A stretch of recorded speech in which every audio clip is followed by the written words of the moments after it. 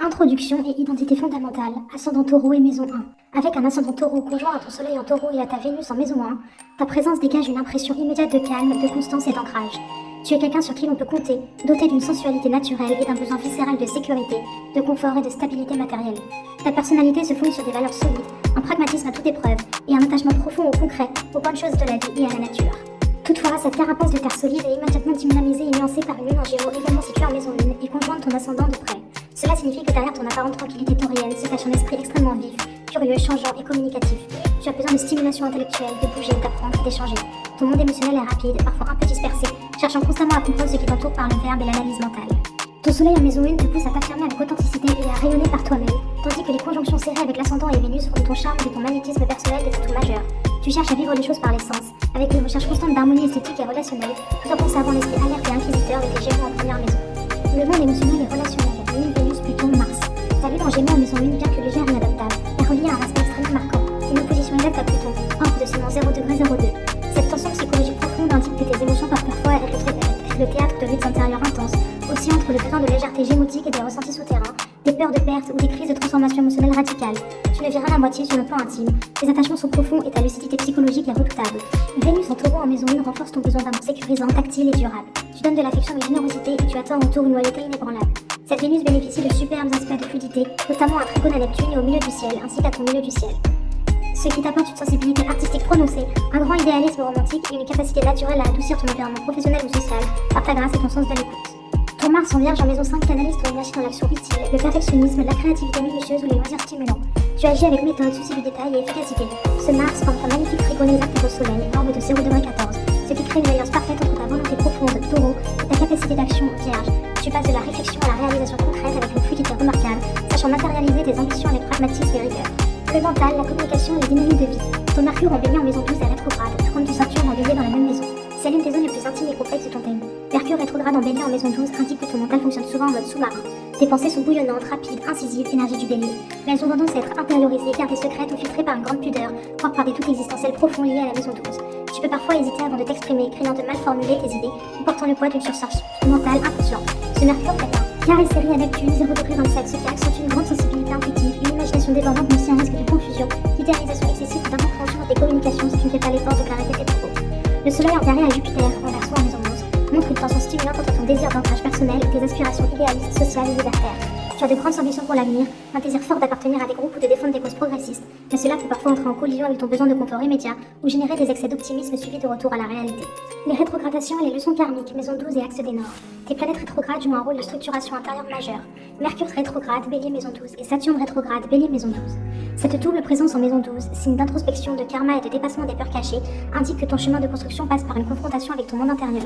Saturne ici te demande de structurer ta pensée, de guérir d'éventuelles blessures d'affirmation de soi, Bélier, et d'apprendre la patience. Tes craintes inconscientes ou ton besoin de solitude sont en réalité des espaces de régénération nécessaires. Neptune rétrograde, Capricorne, maison 10. Si tu es juste en conjonction avec ton milieu du ciel, Neptune rétrograde nuance ta carrière et tes ambitions sociales d'une quête de sens spirituel ou artistique. Tu ne cherches pas le pouvoir pour le pouvoir, mais une vocation qui résonne avec tes idéaux élevés. Sa rétrogradation t'invite à dissiper les illusions professionnelles pour trouver ta véritable voie de réalisation.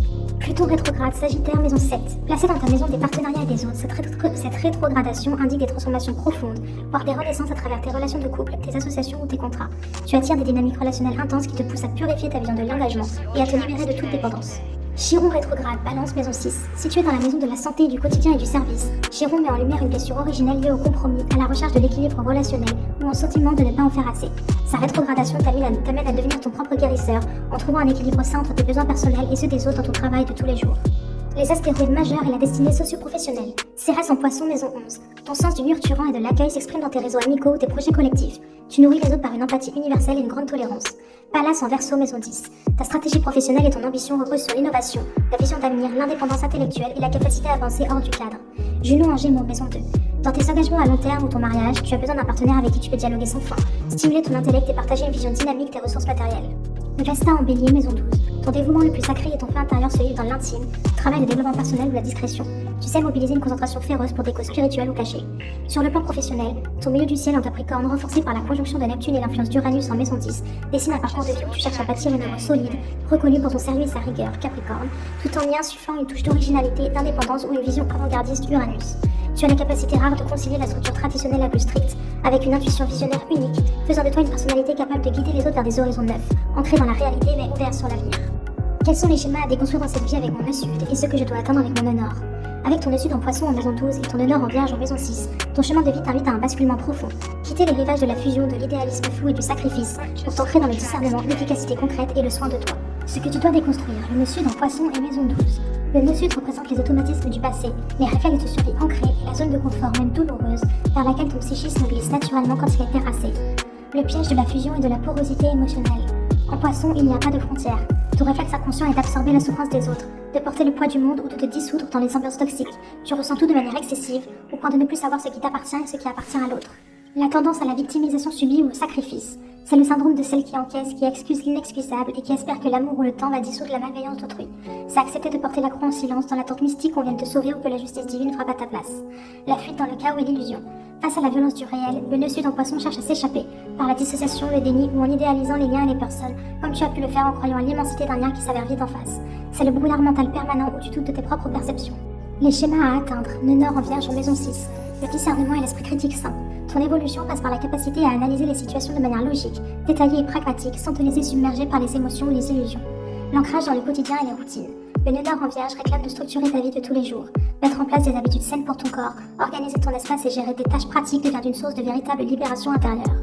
L'utilité concrète et le service conscient. Plutôt que de te perdre dans le sauvetage abstrait des autres, tu dois apprendre à canaliser ton aide de manière utile, mesurée et efficace en respectant tes propres frontières. L'acceptation de l'imperfection. La Vierge cherche l'amélioration continue, mais apprend à accepter que tout ne peut pas être parfait. Il s'agit de troquer la quête d'un idéal impossible, marqué par les poissons, contre la satisfaction du travail bien fait, étape par étape. En résumé, ton chemin de vie consiste à sortir du flou, du sacrifice et de la fusion douloureuse, poisson, pour aller vers la clarté, l'autonomie, l'analyse lucide et la protection de ton propre territoire, Vierge. C'est un passage de la victime du chaos à l'architecte de ta propre guérison. Est-ce que mon thème astral peut expliquer pourquoi j'ai une partie dissociative à l'attachement anxieux qui s'agrippe aux personnes qui sont dans le déni, qui souffrent le chaud-froid, etc. Et pourquoi j'ai une part terrifiée du lien à cause de l'inceste et qui, elle, fuit dès que quelqu'un est disponible et a terriblement peur des relations amoureuses et sexuelles, au point de ne pas pouvoir me mettre dans une relation. Oui, ton thème astral met exactement des mots sur ce grand écart déchirant qui te tiraille de l'intérieur, entre cette partie de toi qui s'accroche désespérément et celle qui fuit. La partie anxieuse qui s'accroche au profil froid ou ambivalent. Cette envie de t'agripper à des personnes dans le déni ou qui souffrent le chaud et le froid trouve sa source directe dans la configuration de ta Vénus et de ton Soleil en taureau en maison 1, combinée à l'opposition de Pluton en maison 7. Le taureau et Vénus veulent le lien, la sécurité, l'ancrage et la fusion. Quand tu croises quelqu'un qui est fuyant, distant ou dans le déni, Pluton en maison 7, la maison des relations de miroir, réactive immédiatement un schéma de survie inconscient. La relation est perçue comme un combat de pouvoir où il faut arracher l'amour, convaincre l'autre qu'on existe et réparer le lien. C'est un réflexe d'attachement anxieux poussé à son paroxysme.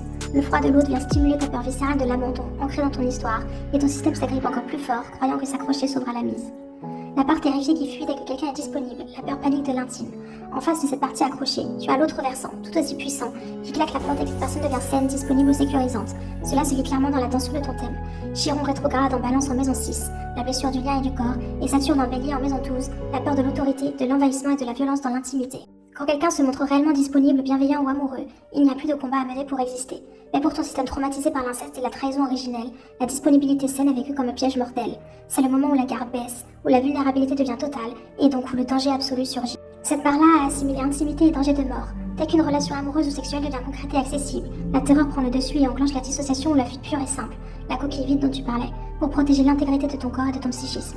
Ton thème montre que tu es prise en sandwich entre un besoin viscéral d'amour sécurisant, Taureau-Vénus, et un effroi terrifié face aux relations, marqué par les traumas non résolus de la maison 12 et de Pluton. Ce n'est pas de la faiblesse de ta part, c'est la façon dont tes différentes parts gèrent la survie face à l'impensable. Ton thème montre que la guérison de cette fracture passera par l'écoute de ce nœud nord en vierge. Ramener la sécurité dans ton corps, dans ton quotidien et dans tes limites, pas à pas, pour apprivoiser cette part terrorisée sans la brusquer.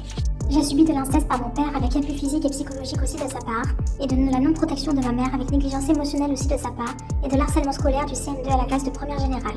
Est-ce que mon thème astral parle de trauma? Oui, ton thème parle très clairement de ces blessures cataclysmiques, en particulier à travers des zones de la carte qui concentrent des souffrances d'une violence inouïe. Voici comment ces traumatismes majeurs s'inscrivent dans ton ciel. La maison 12, Mercure et Saturne rétrograde en Bélier. C'est la maison de l'inconscient, du secret, de l'isolement et des épreuves subies en cachette. Avoir des planètes ici, surtout le maître de ton mental, Mercure, et la planète des limites et de la dureté, Saturne, embellit, le père, l'autorité, l'agression, pointe directement vers des violences subies dans l'angle mort de la famille, des secrets lourds gardés prisonniers à l'intérieur de toi, et une sidération psychologique. L'opposition Lune-Pluton, orbe de 0°02. C'est l'aspect le plus brutal de ton thème sur le plan émotionnel et relationnel. La Lune représente la mère et l'enfant que tu étais, et Pluton représente l'abus de pouvoir, la violence, l'emprise, l'interdit et la destruction du lien de confiance.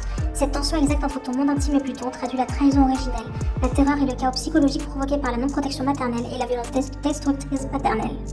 Chiron rétrograde en Balance en maison 6. Chiron est la blessure qui ne guérit pas, située ici dans la maison du corps, du quotidien et de l'intégrité physique. En Balance, le signe du lien et de l'autre. Il cristallise la blessure relationnelle profonde. Le lieu même où tu devrais être en sécurité avec autrui est devenu le lieu du danger. Le nœud sud en Poisson en maison 12. Il reflète cette longue traversée du désert où tu as dû survivre en te dissociant, en te coupant de la réalité pour échapper à l'asphyxie et au harcèlement scolaire prolongé, qui résonne aussi avec ce climat d'insécurité chronique et de rejet par les pairs de CM2 en première. Ce thème ne montre pas seulement ce que tu as subi, il montre aussi la force herculéenne qu'il t'a fallu déployer pour survivre dans le silence de la maison 12. Est-ce que l'amnésie traumatique est indiquée dans mon thème astral? Oui, l'amnésie traumatique trouve une traduction saisissante dans ce thème, en particulier à travers le secteur le plus secret et le plus hermétique du zodiaque, la maison 12. Plusieurs configurations de ta carte décrivent précisément ce mécanisme de défense psychologique. Mercure rétrograde en Bélier en maison 12. Mercure régit la mémoire, la pensée et la mise en mots. Situé en maison 12, le domaine de l'inconscient, du refoulement et de ce qui est caché au-delà du voile, est affligé d'un carré exact à Neptune, le flou, le brouillard, la dissolution. Il indique que les souvenirs liés aux agressions ont pu être littéralement mis sous scellés par ton esprit. Pour survivre à des violences aussi destructrices sans effondrement total, ton système nerveux a dû couper l'accès direct au mental conscient. Saturne rétrograde en Bélier en maison 12. Saturne représente les barrières, les murs et la censure intérieure. Sa présence ici, conjointe à Mercure dans le signe de l'impact et du choc, le Bélier, agit comme un verrou rigide qui protège ta conscience en enfermant les faits dans les profondeurs de l'oubli. L'opposition Lune-Pluton à 0°02 d'orbe. Pluton est la planète de l'enfouissement, des secrets absolus et des traumatismes profonds tapis dans l'ombre. Face à la violence de cet aspect sur ta Lune, le ressenti, la mémoire intime, l'amnésie ou la dissociation agissent comme des mécanismes de survie ultimes pour empêcher le psyché d'imploser.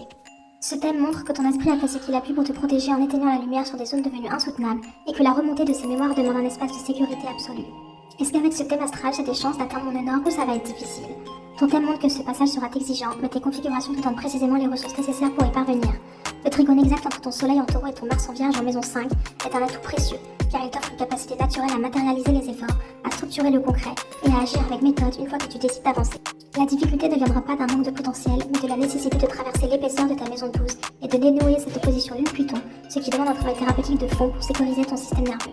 Plus tu apprendras à apprivoiser tes peurs et à poser des limites dans ton quotidien, plus le nœud nord en vierge deviendra ton point d'ancrage et ta boussole de libération.